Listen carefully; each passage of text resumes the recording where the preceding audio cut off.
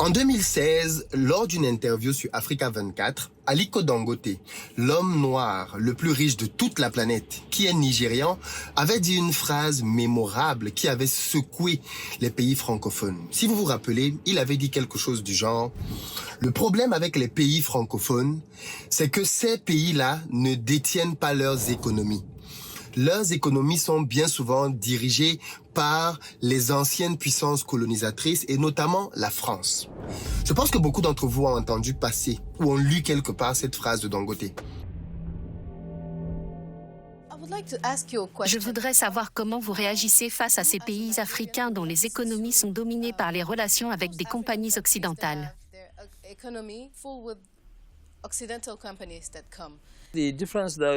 La différence qu'il y a entre les pays francophones et le Nigeria est que nous avons pris notre destinée en main, nous contrôlons l'économie de notre pays.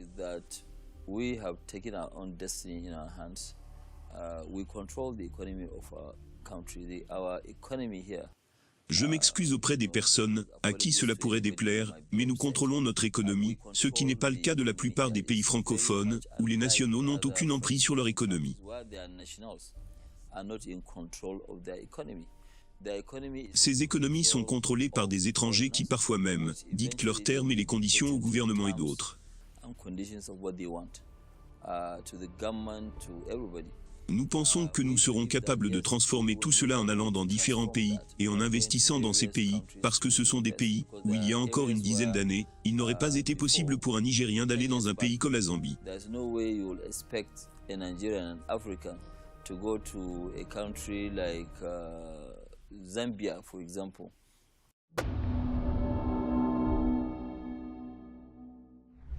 Mais je pense que très peu d'entre vous savent pourquoi Dangote avait dit cette phrase et dans quel contexte.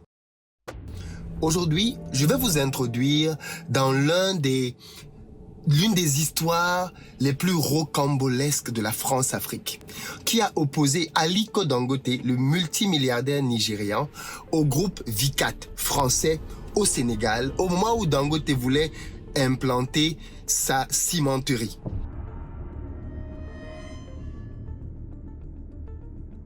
Très peu de personnes connaissent cette histoire, qui pourtant à l'époque avait fait un peu de bruit au Sénégal. Mais je pense que cette histoire va nous permettre de voir comment la France-Afrique fonctionne. Vous allez découvrir dans quelques minutes comment est-ce que jusqu'à la présidence française, Monsieur François Hollande à l'époque a dû contacter Macky Sall pour lui mettre la pression afin que Aliko Dangote soit chassé du Sénégal. Mais contrairement à ce qu'on pouvait penser, les choses ne se sont pas passées comme prévu. Restez donc jusqu'à la fin parce que c'est juste inédit.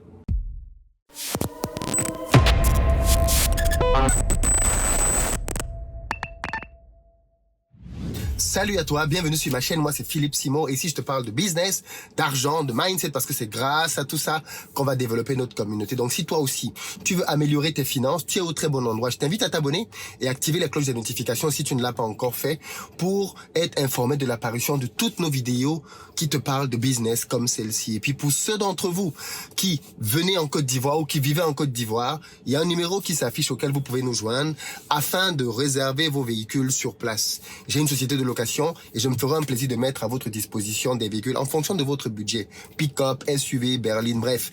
Contactez-nous au numéro qui s'affiche et on sera là pour vous. Comme je le disais en introduction de cette vidéo, aujourd'hui on va parler d'un dossier France-Africain. Beaucoup de personnes aujourd'hui ont du mal à parler de la France-Afrique. Et quand j'entends beaucoup de gens parler de France-Afrique, ils ne parlent que des éléments comme les francs CFA ou les bases militaires. Ça les amis, c'est l'aspect extérieur de l'iceberg. Vous savez, quand il y a un iceberg, le bout qu'on voit à l'extérieur représente parfois à peine 3%. L'essentiel de l'iceberg est à l'intérieur. Ça veut donc dire que quand on veut comprendre les mécanismes de la France-Afrique, on ne peut pas se limiter simplement aux éléments extérieurs comme le franc CFA et les bases militaires. Non, on doit aller en profondeur. Et quand on creuse profond, on se rend compte que la France-Afrique est un système qui existe pour continuer malheureusement d'asservir les pays africains afin qu'elles soient des pays dans lesquels, même quand on produit des richesses, elles profitent et elles remontent vers les multinationales étrangères. Et donc, je vais vous raconter aujourd'hui une histoire qui s'est mal passée parce qu'en face, il y a eu un homme, Aliko Dangote, et qui a dit « Stop, no bullshit, pas de France-Afrique avec moi ». Aliko Dangote, donc, vous le savez, aujourd'hui, l'homme le plus riche de la planète, j'aime bien le préciser hein, pour que les gens le comprennent bien. Ce n'est pas, comment je l'appelle là, Oprah Winfrey ou je sais pas moi quel milliardaire américain vous pouvez penser. Non, les milliardaires nigériens, et il y en a plusieurs, sont bien plus riches que tous les milliardaires noirs américains qu'on nous montre à la télé matin, midi, soir. Ils sont bien plus riches. Ils sont dans le business, les amis. C'est dans le business que ça se passe. Dangote, donc, il se retrouve... dans son idée d'étendre l'empire Dangote dans la cimenterie, à simplement aller dans plusieurs pays pour créer des cimenteries, y compris des pays francophones, parce que Dangote considère que l'Afrique, c'est pour les Africains. Donc, il va dans les pays francophones, et il n'est pas dans les clivages anglophones, francophones, et du coup, Dangote commence à créer une série de cimenteries dans plusieurs pays africains. On a une cimenterie au Cameroun, il va au Sénégal, et arrivé au Sénégal, au Cameroun, il a été très bien accueilli. D'ailleurs, lui-même, il a dit que ça l'avait choqué. Il s'attendait pas à être aussi bien accueilli au Cameroun. Mais quand il arrive au Sénégal, c'était chaud. Quand il arrive au Sénégal, il y a déjà 2 cimenteries sur place. Ok? Et parmi ces 2 cimenteries, il y en a une qui s'appelle Socosim. En réalité, Socosim est une filiale d'un groupe français qui s'appelle Vicat. Vous savez quel est le problème avec les noms de beaucoup d'entreprises en Afrique? C'est que quand les multinationales françaises, anglaises, américaines arrivent en Afrique, ils changent leur nom souvent et prennent des noms à connotation africaine. Quand vous entendez une entreprise comme Socosim, les brasseries du Cameroun, Solibra, vous ne pouvez pas vous imaginer, quand vous n'êtes pas curieux, que ce sont des entreprises étrangères. Parce que les noms sont locaux. Les noms vous donnent l'impression que ce sont des entreprises locales. En tout cas, moi, j'ai grandi en pensant que beaucoup d'entreprises au pays étaient des entreprises locales, alors que c'était des succursales de multinationales françaises. Socosim, par exemple, donc, qui fait du ciment au Sénégal, est une succursale du groupe Vicat, qui est un groupe français qui est notamment dans les matériaux, mais aussi dans la cimenterie. Dangote, donc, qui a de l'expérience dans la cimenterie, n'est pas sa première cimenterie. Arrive donc pour se lancer au Sénégal. Il trouve un terrain qui a une 50aine de kilomètres de Dakar. Et donc, il a les autorisations du gouvernement pour commencer à lancer son projet. Mais alors là, problème sur problème. Il a des problèmes avec tout le monde. D'abord, la zone dans laquelle il a eu les problèmes lui porte plainte parce qu'on dit que oui, il ne devait pas prendre le terrain. C'était le terrain de plusieurs familles villageoises. Dangote va débourser, tenez-vous tranquille, 9,6 millions de dollars pour dédommager les populations après qu'il ait déjà acquis le terrain et qu'on l'ait amené en justice. 9,6 millions de dollars. Il paye. Dangote vient avec son projet et il dit que son projet a le potentiel de créer au Sénégal 4000 emplois. Vous connaissez tous à quel point on cherche du travail en Afrique. Et ça, c'est la force de l'industrie. C'est que ça crée de l'emploi massif. 4000 emplois avec la cimenterie de Dangote. Et il y a donc l'entreprise française qui dit non, on ne veut pas de Dangote ici. Et il va s'en suivre énormément de problèmes. On va dire que le ciment de Dangote n'est pas de bonne qualité. Ah bon? Moi, je croyais que Dangote avait l'un des meilleurs ciments en Afrique. Enfin, pour l'avoir testé et comparé à plusieurs ciments, Dangote a l'un des meilleurs ciments qui soit. Apparemment, donc, Vicat dit, Socosim du moins, Dangote n'a pas un bon ciment, Dangote ne respecte pas les règles environnementales, il y a beaucoup de choses dans le dossier de Dangote qui ne vont pas bien. Et effectivement, à ce moment-là, Dangote n'était pas carré dans tous les éléments. Donc le gouvernement sénégalais rappelle Dangote à l'ordre et Dangote donc fait les modifications qui sont demandées pour se conformer à toutes les exigences pour pouvoir travailler. Mais ça ne suffit pas. L'entreprise française, au travers de sa succursale, met la pression. Dans les médias, on raconte des histoires. Le PDG de l'entreprise Socosim, qui est un Sénégalais, va dans les médias, Monsieur Sow, je pense, à l'époque, va dans les médias et il dit plein de choses négatives sur Dangote. Il ne comprend pas comment est-ce que le gouvernement peut accepter ça. Il porte même plainte contre le gouvernement sénégalais parce qu'il estime que le gouvernement sénégalais est en train de faire du favoritisme pour permettre à Dangote de s'installer. Malgré le fait que tout ça ne fonctionne pas, vous savez quel est l'ultime recours? La présidence française. Le président français prend son téléphone pour contacter Macky Sall, président du Sénégal en exercice à ce moment-là. Et il lui dit, Macky, il faut que tu gères le dossier là, avec Socosim et Dangote. C'est pas bon ce qui se passe là. Il faut que tu nous arranges la situation là. En gros, c'est du trafic d'influence. Alors attention. On ne peut pas reprocher à une entreprise de compter sur son gouvernement pour l'appuyer à l'étranger. Absolument pas du tout. C'est même un non-sens. Au contraire, Et ça, c'est l'une des forces que les entreprises occidentales ont quand elles viennent en Afrique. C'est que leur gouvernement, comme ils sont très bien infiltrés, très bien représentés, qu'ils ont une certaine pression sur les gouvernements africains, ils savent que quand il y a un problème, ou alors quand ils veulent une faveur, ou quand ils veulent évincer un concurrent, ils peuvent s'appuyer sur leur pays d'origine pour mettre la pression. Voilà donc comment est-ce que François Hollande se retrouve à mettre la pression sur Macky Sall pour que ce dernier lâche Dangote. Le problème, c'est que là, il est tombé sur un os. Dangote, c'est pas un enfant. C'est pas un petit. On ne lui fait pas ça. On n'apprend pas à un vieux singe à faire la grimace. Dangote, donc, met en œuvre tout ce qu'il faut. Et Macky Sall ne cède pas à la pression du président français. On peut l'aimer ou pas, Macky Sall. On peut être d'accord avec lui ou pas. Mais sur ce dossier-là, il a peut-être mal géré d'autres dossiers.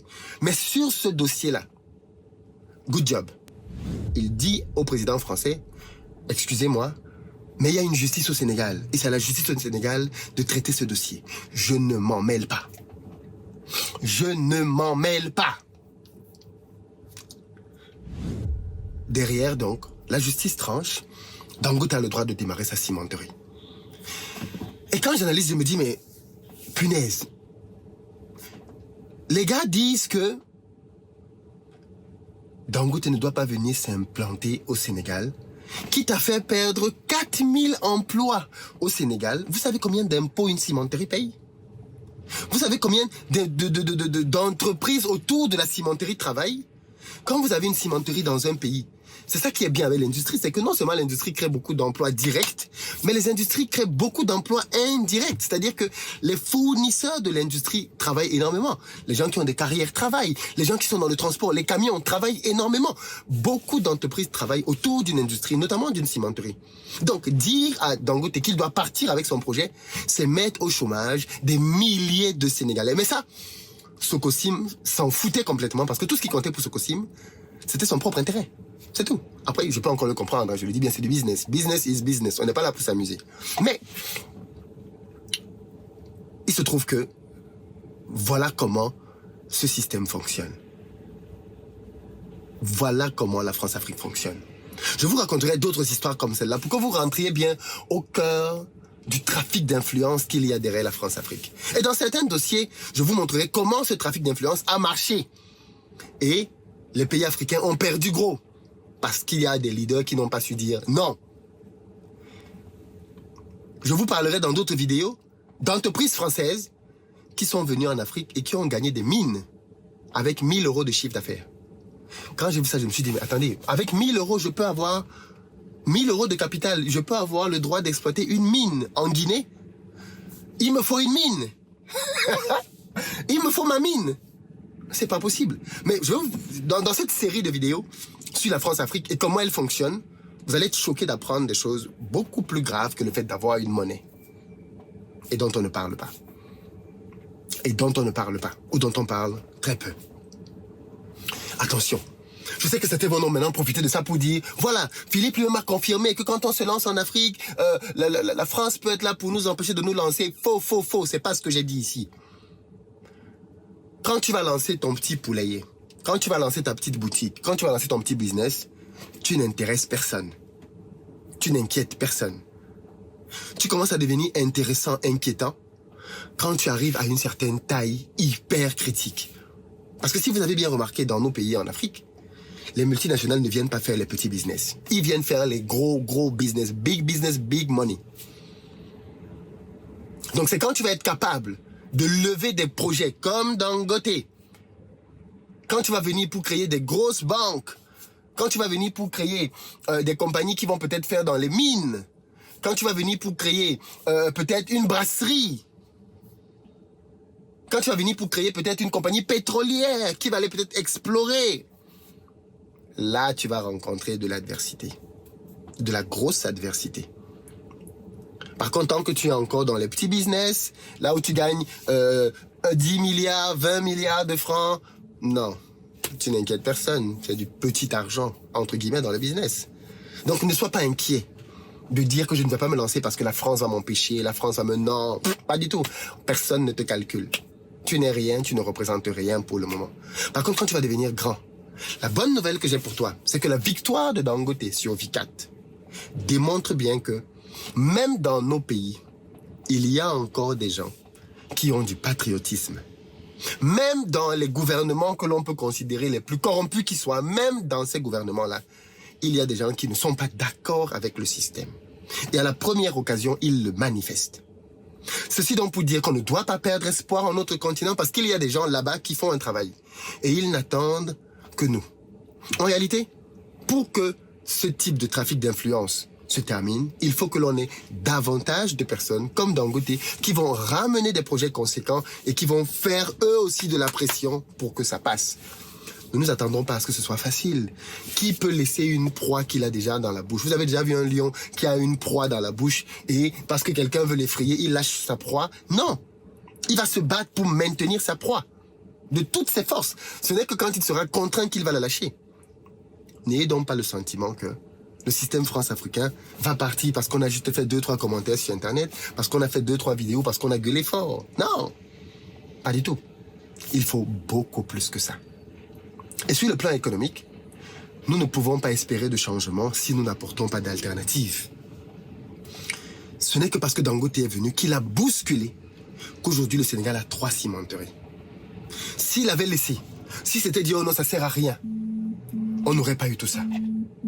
Absolument pas du tout. Et ce qui est intéressant justement par rapport à cette histoire de Dangote et cette histoire de cimenterie, c'est qu'au final, pour revenir donc à notre thématique initiale de la vidéo, quand on a compris comment un système fonctionne, on doit pouvoir essayer de comprendre comment on peut travailler pour le battre dans son propre paradigme. Tu ne peux pas venir te battre frontalement avec quelqu'un qui est plus fort que toi. Il va te détruire. C'est de la sagesse simple. Tu dois trouver d'autres stratégies pour le battre. D'autres stratégies. Donc ceci n'est pas un appel au découragement, pas du tout. C'est juste une preuve que ce système peut être défait. Et donc que chacun d'entre nous à son niveau peut contribuer à le défaire. Ne nous décourageons donc pas. Au contraire, nous pouvons le faire. Et ne pensons pas que tout le système est pourri, c'est faux. Tout le système n'est jamais pourri. Il y a toujours dans le système des gens qui sont en révolte par rapport à ce qui se passe et qui ont juste besoin d'un moyen de s'exprimer. Et si vous leur donnez ce moyen-là d'expression, ils se lâchent. Donc voilà comment est-ce que Dangote a vaincu le système France-africain au Sénégal. Et voilà comment il marche. Mais comme j'ai dit, je vous raconterai d'autres histoires, d'autres dossiers, pour que vous voyez bien les dessous du système France-africain. Dites-moi ce que vous en avez pensé. Est-ce que ce type de vidéo vous intéresse? Si oui, je pourrai en faire bien d'autres. À très bientôt.